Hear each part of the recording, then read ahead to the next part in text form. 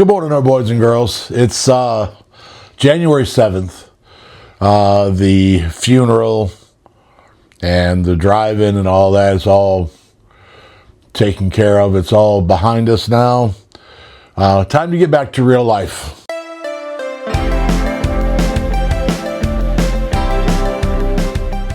So welcome to another exciting episode of Adventures of the Broken Retired. I'm very happy to see you can make it. I'm your old buddy Don. I'm here with my dedicated but maybe not so dependable pal, the Reckless Remote, Elmer, the Reckless Remote. We're here to provide you with another video full of questions you didn't know you had and things you didn't know that you didn't know. I don't present this video as historical fact. It's just a subject that I found interesting that I hope you find interesting as well. I don't claim to be an expert on any subject at all. I'm just a guy who likes to talk into a camera and hangs out with a remote control. So, what does that tell you?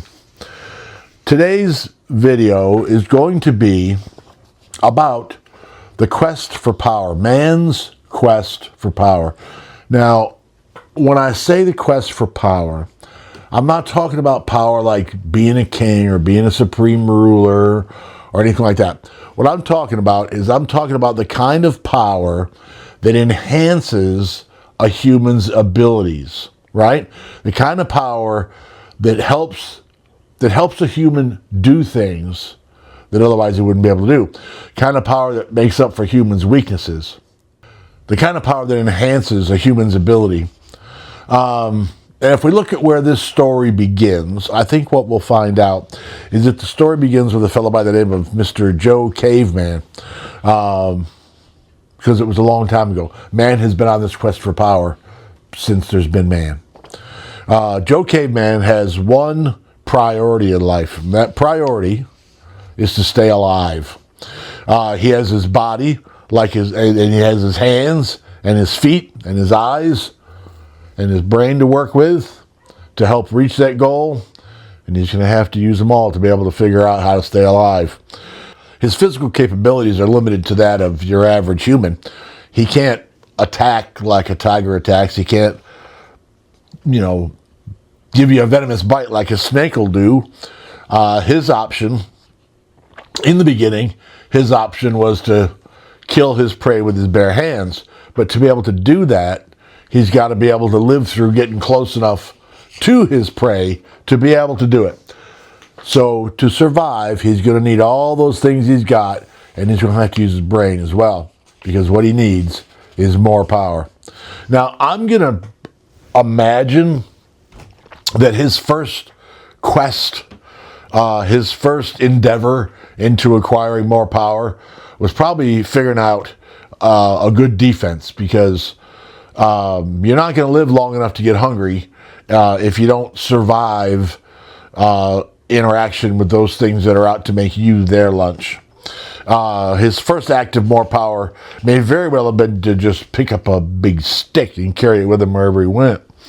It would have greatly increased his power to protect himself, for sure, and it would have carried the unforeseen bonus of taking out his attacker completely so he could take it home for dinner. That means that stick was not only his very first defensive weapon, but it was his very first offensive weapon as well. Thus, it increased his power twofold. And I would imagine that after coming up with that idea to pick up that big stick and carry it around everywhere, I would imagine he was probably pretty proud of himself. I would have been, because that turned out to be a good tool. From that invention, from that idea of picking up the big stick, I would imagine, because he was so proud of himself for doing it, that he may very well have taken the time to ponder and think about what else he could use besides a stick. Now, I'm going to make an assumption that after the stick, the next thing he picked up was probably a rock. Now, the rock was a pretty good weapon because he could throw it. He could take out prey from a longer distance than he could with his stick. He didn't have to be right on top of it. He could throw the rock. Now, he might not be able to throw the rock and completely take it out with one hit. But he may be able to throw the rock and at least partially incapacitate the prey and then finish it off with the stick. So throw the rock, beat it with the stick, there you go. Next invention, I would imagine, may very well have been that he figured out that if he pointed the end of the stick, he wouldn't have to throw the rock. And a well-placed hit worked better than the rock did. Because a pointed stick is a pretty dangerous weapon. So he goes from picking up a big stick and carrying it around to throwing a rock and then swinging the big stick to pitching a pointed stick, javelin style, to use that. So his power is continually increasing. He also found out, by the way, by pointing the stick, he didn't have to swing it as much. It was an easier job to take out his prey because he didn't have to swing the stick so much. He could just stick the stick. I know it's gross to think about, but, you know, we're adults, right? Next idea may very well have been that if the stick he pointed was real straight, really nice and straight and smooth, it had a better trajectory. It flew straighter. Yeah, there you go. It flew in a straight line better, so it was easier to use. From there, he may very well have come up with the idea of putting a tip on the end of the spear, like a pointed rock, a pointed, like an arrowhead on the end of the spear, which would probably make it fly better, probably make it fly a little further, and of course be more useful in its purpose of taking down the prey. And as time went on, I can imagine that Joe Caveman came up with a whole lot. I mean, some of them we'll never know about because they didn't work. They're lost to history because they were unsuccessful. But some of them were very successful, and I say they were very successful because they had to have been, or we wouldn't be here, right? Joe Caveman lived. So he lived because his inventions worked, which is pretty important stuff. Now, over time, as time went on, and as his inventions became more numerous, I'm sure that he must have realized at some point that regardless of the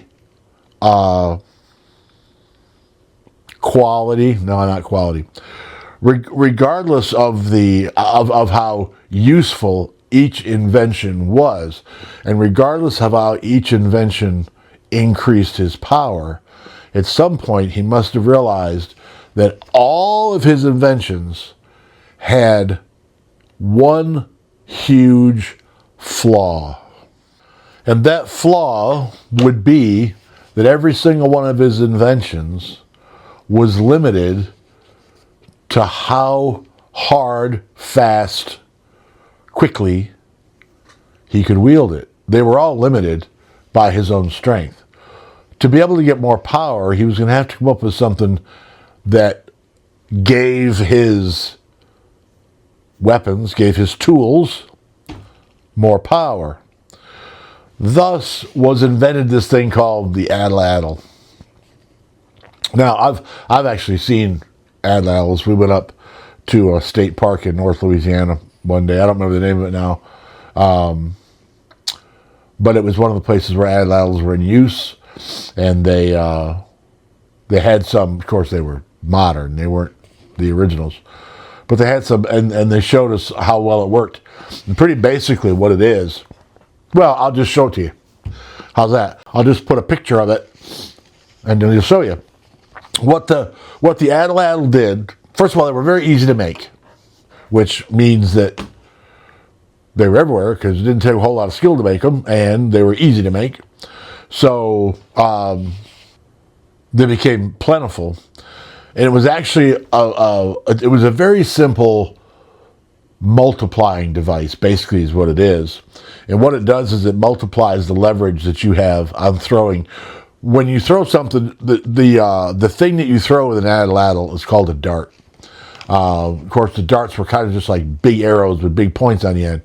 But with the atlatl, you could throw the dart much faster, much farther, and much more accurately than you could throw it simply by hand. Which means that Joe Caveman had done what? He had come up with another way to increase his power. Over time, the atlatl became obsolete, or its flaws, shall we say, were discovered. And Joe Caveman came up with the bow and arrow. The bow and arrow is what made the atlatl obsolete. The arrows were smaller. The bows and arrows were a little bit more difficult to make. They took more skill to make. But they worked way better, because with a bow and arrow, with a good bow and arrow, there's no way anybody can throw an arrow as fast as a bow can throw it. And because the arrows were smaller and lighter, they went further. And so you got a lot more, and of course with the bow you got so much more power behind it. They went a lot further, so it really increased Joe Caveman's power all that much more. So this quest for power continued on, and such was the bow and arrow born. The bow and arrow, actually, I'm going to throw this in here. As time went on, the bow and arrow was a very popular weapon for a very long time. As a matter of fact, they still are. There's still people that go bow hunting. They do have their flaws, and one way that you can overcome some of those flaws is you can come up with something that they call a crossbow. I'm sure everybody knows what a crossbow is. It's a rifle, but it shoots arrows. Crossbows not only were, but are so quiet, so accurate, and so effective that there's a lot of places in the world where there's still, to this day, you cannot own a crossbow. They're too perfect. They work too well. I don't know exactly when the crossbow was invented. I'm going to assume it's European. But it worked so well that there's still a lot of places in the world where they're banned today. But, of course, what continued on? The quest for power. Bows and arrows had their limitations. So the next logical step is to have an object that can propel its arrow much, much faster. So eventually, I'm not sure how much I can say this word, eventually the quest for power led to the invention of the gun. Guns became, we all know what guns are. We all know how powerful they are. We all know what they can do. We all know the advancements that they made. I mean, the first guns were called hand cannons, and that's literally what they were. Hand cannons turned into what they call a blunderbuss, which you could put anything in a blunderbuss. Didn't matter. I mean, it would fire pretty much anything. And they went from black powder and flint and wicks to cartridges. And as time went on, everything became more powerful, because man has a quest for power. Humans have a quest for power. Everything became more powerful, until they came up. As far as I know, what we're about to discuss are basically not the biggest ever made, but basically the biggest guns in the world. The United States has 4 what they call Iowa-class battleships. On those battleships, there are 9 guns. Those 9 guns are what they refer to as 16-inch 50 calibers guns. The 16 inches refers to the bore of the barrel, 16 inches. So you're talking about the diameter of a bullet. Okay, 16-inch bore is the diameter of the bullet. So the bullet, that's the diameter of the bullet. That's 16 inches right there. That's the diameter of the bullet. Those bullets, they're called shells actually. Those bullets go in the 16-inch bore guns. The 50 calibers is a mathematical equation that comes up with the length of the barrel. So it's a 16 by 50 calibers, and yes, it is calibers with an S on the end. 16 by 50 calibers, which means that the bore of the gun is 16 inches in diameter, okay? And the length of the barrel is just over 66 feet. So let's do this. Grab yourself a yardstick if you've got one, because me holding up that tape measure on film doesn't show it very well. But get yourself a yardstick and see what 16 inches actually is. And then figure this, if a yardstick is 3 feet long, that's why it's called a yardstick, right? 66 feet is 22 of those yardsticks put end to end. So 16-inch bore is almost half of the yardstick. It's only about that far short of half of the yardstick.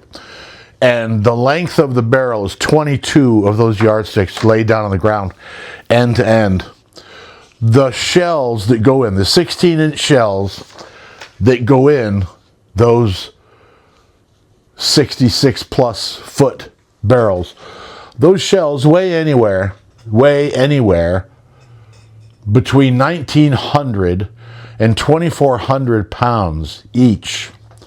So the bullet, if you want to refer to it as that, weighs basically as much as your car. Maybe a little bit less depending on what you're shooting at and depending on what you drive. But each bullet weighs basically about as much as your car, okay? Unless you're driving a Crown Vic or a land yacht.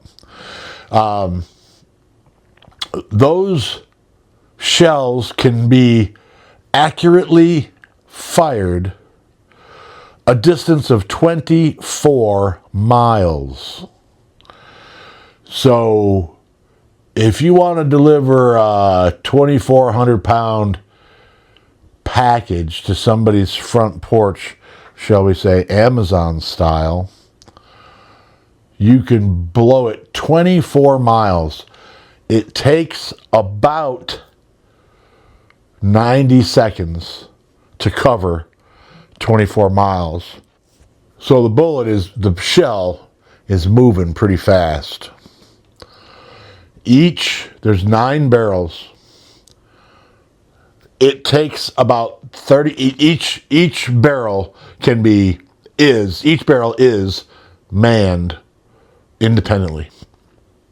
So there's 9 barrels, there's 9 crews running, 1 crew for each barrel.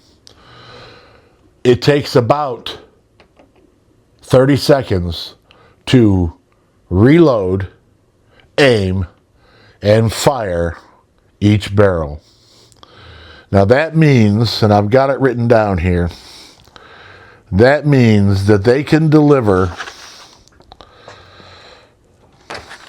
48,600 pounds of explosives to your front door in about a minute and a half. That's a lot. Each shell that weighs 19 to 2,400 pounds, each shell is propelled. They have what they call powder bags. Powder bag is a bag full of gunpowder. It takes 6 bags of gunpowder to fire each shell.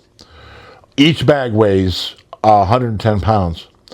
So it takes, to fire one shell, the 24 miles in 90 seconds, it takes 660 pounds of gunpowder. Now, the next time, if you're a skeet shooter or something like that, the next time you're out there with your 12 gauge and you say, man, this thing kicked and bit my shoulder, imagine a gun that uses 660 pounds of gunpowder per shot.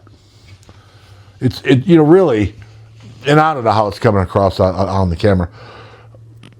It's really incredible to think about that. 660 pounds of gunpowder is a lot. Anyhow, another problem. We're going to go back to Joe Caveman here for a minute. Obviously, Joe Caveman does not work on the deck of an Iowa class battleship. By the way, the newest Iowa class battleship was built, I think, in 1943. So this technology we're discussing, 16-inch, 2,400 pound shells that can be accurately aimed and shot 24 miles. That's 80-year-old technology. That was invented over 80 years ago, which is another amazing thing to think about. Anyway, another problem that Joe Caveman had was the amount of physical effort it took to get things done, and of course he would get tired from the physical work, so he was very limited on how far he could travel to be able to go get something and then bring it back over to the cool cave where wife and kids were hanging out waiting for him to bring dinner home. He had some options on how to get things back to the cave. One of the options was to, you kill a goat and you throw it over your shoulder and carry it back to the cave.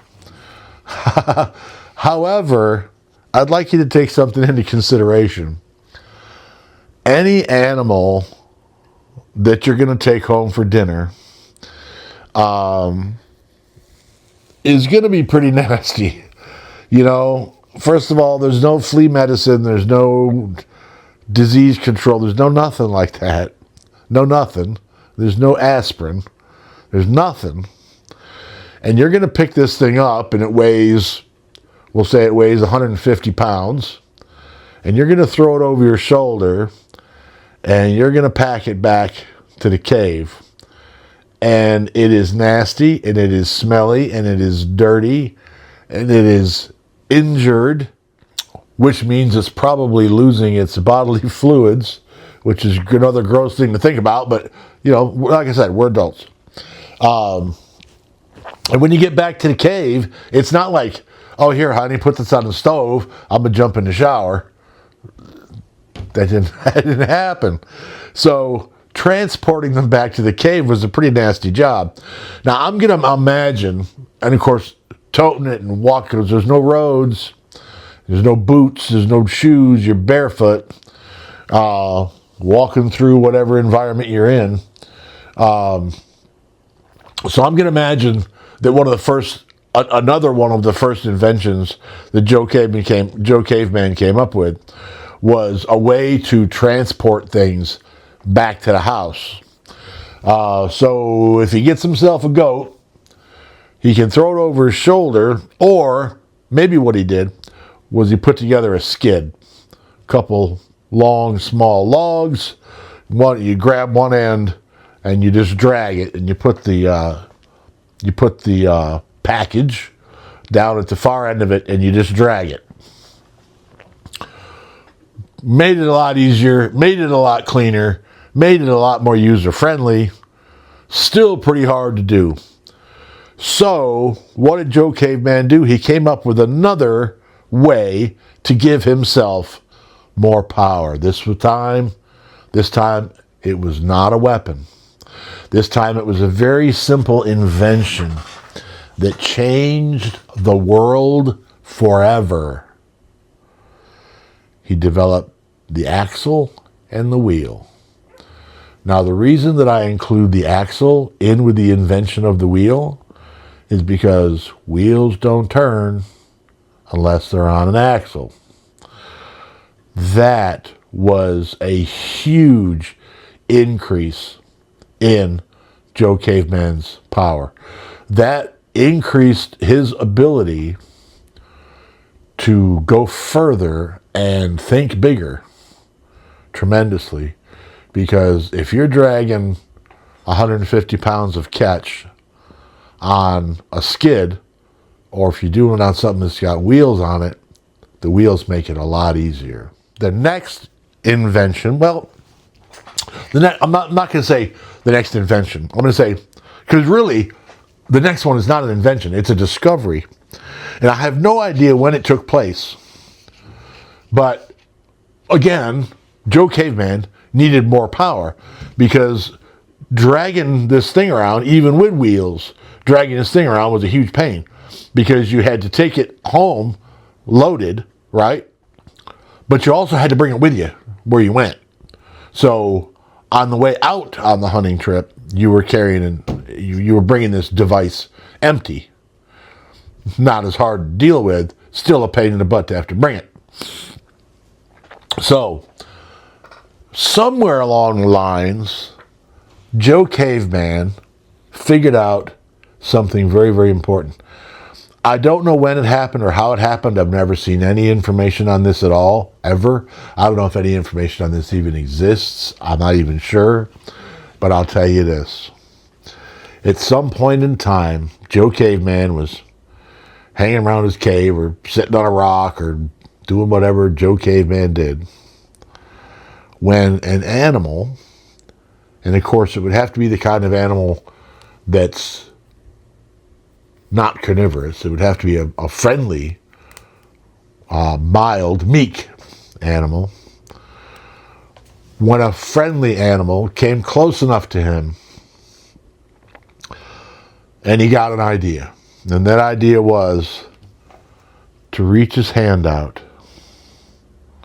to the animal and to invite the animal over to him. Now, he could have done that out of hunger, trick the animal. He could have done it out of curiosity. Hey, I wonder what he'll do. Or he could have done it out of loneliness. No companion. I see a friend. Either way, what Joe Caveman did was the very, very first step into domesticating animals. After that first step, over time, he found with his first animal that it worked. Now, if he decided he wanted to have the animal as his prey, he didn't have to carry it. He didn't even have to do anything to it. He didn't hit it with a stick. He could walk it to his house. It moved to his cave under its own power, which is a huge, huge advantage. It's much cleaner, it's much quicker, it's much more everything. From that moment on, from that time forward, Joe Caveman evolved into what I'm going to call Jimmy Grass Hut, okay? Jimmy Grass Hut is a descendant, right? Yeah. Jimmy Grass Hut is a descendant of Joe Caveman. And at Jimmy Grass Hut's house, there's an animal pen with goats or sheep or whatever in it. There's chickens walking around pecking the yard. There's a horse pulling a plow. and there's a dog running around, and the dog's job is to keep everybody else busy doing stuff. And all of that could be done. All that took place except for the horse and the plow. All of that took place at Jimmy Grasshut's house because of the chance encounter that Joe Caveman had with whatever animal it was that he first put his hand out to. That putting his hand out was a huge moment in history. That putting his hand out, that reaching out to the animal, for whatever reason he did it, was every bit as important as the invention of the wheel. Because from there, animals became domesticated. He also figured out from that the horse could be a huge, huge increase in his power.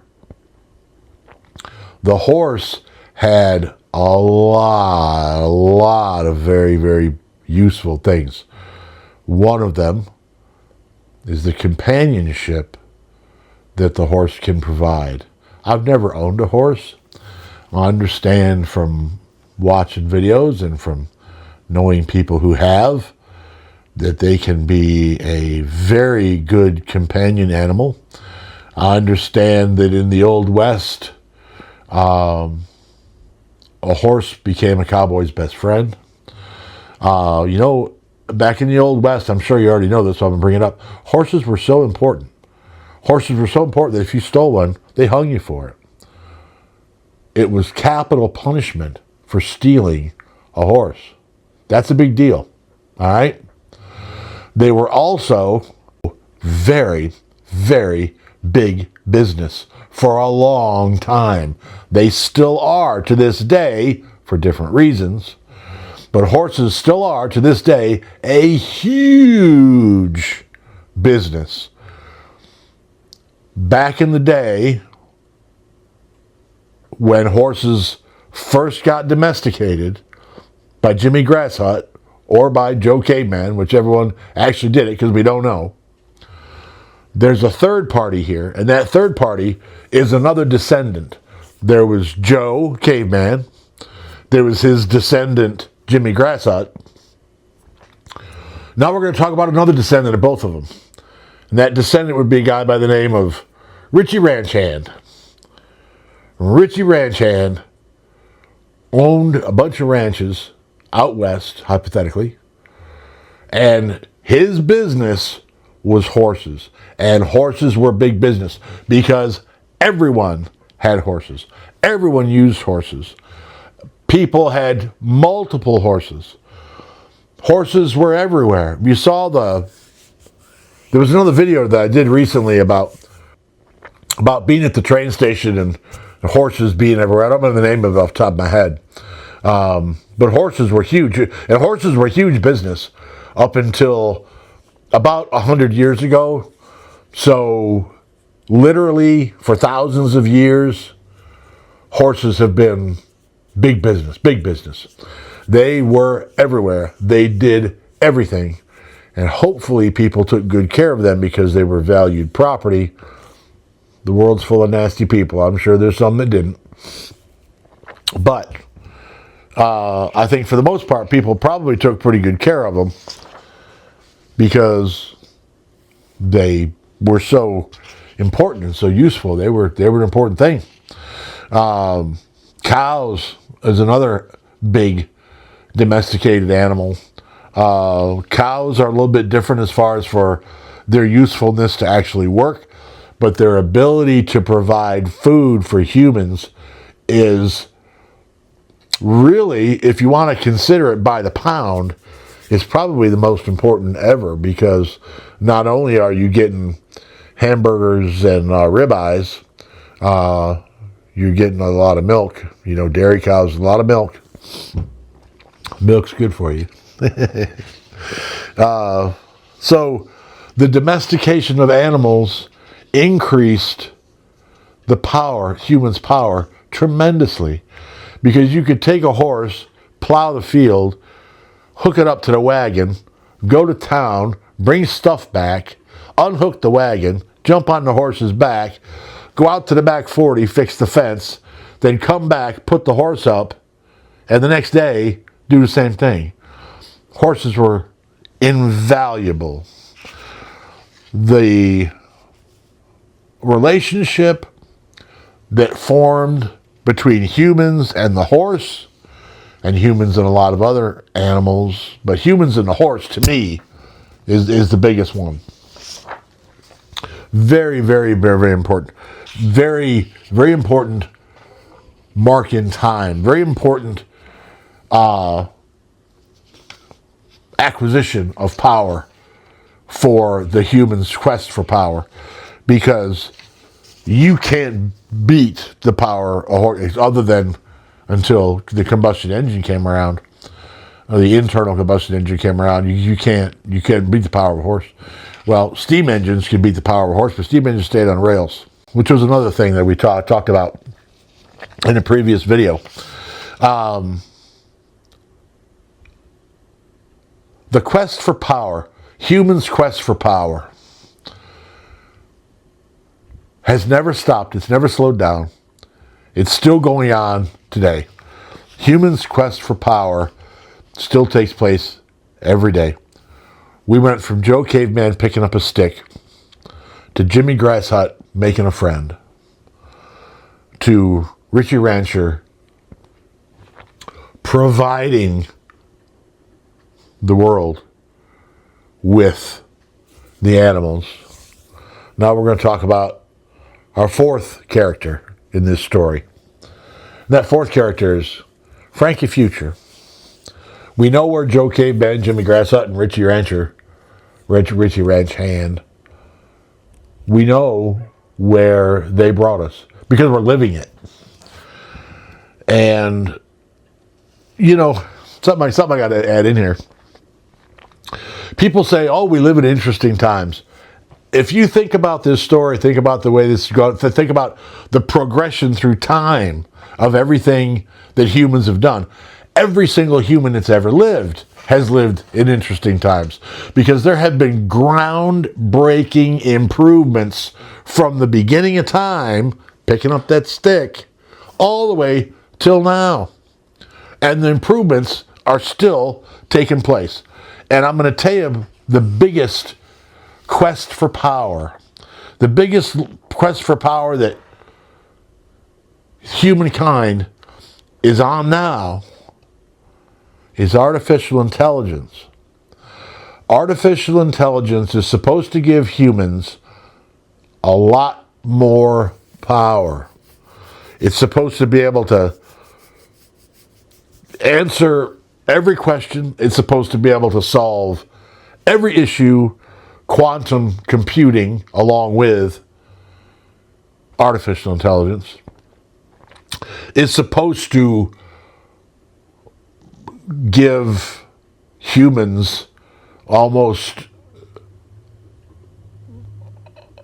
unlimited mathematical power. AI is supposed to give us the power of reason. AI is supposed to give us the power to answer all of the deepest questions that have ever been asked. And there's a possibility that it might do it. Quantum computing and the quest for AI may very well be able to do the things, end up being able to do the things that the science world says it'll be able to do. But I wonder if those inventions, we'll call them inventions, they're not actually inventions, they're whatever. But I wonder if those inventions will ever be as helpful, as groundbreaking for mankind as Joe Caveman picking up that stick was. That was the first step. That was the first thing.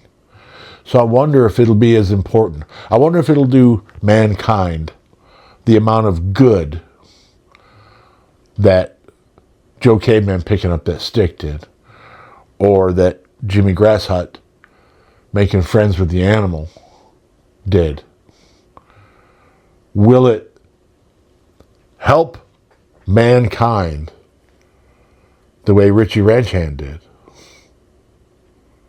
Or what will, of course, nobody knows what will happen. And there's only one way we're going to find out. We're going to find out by doing it. And that's the only way we're going to find out. Some people use things for good, some people don't. Let's hope that AI and quantum computing are powers of good for mankind. All right, y'all. Getting a little bit too philosophical there. Thank you very much for hanging around and watching the video. I hope it came out okay. Don't forget to hit the notification button. I'm not sure what about the notification button is so important, but you know, it's odd.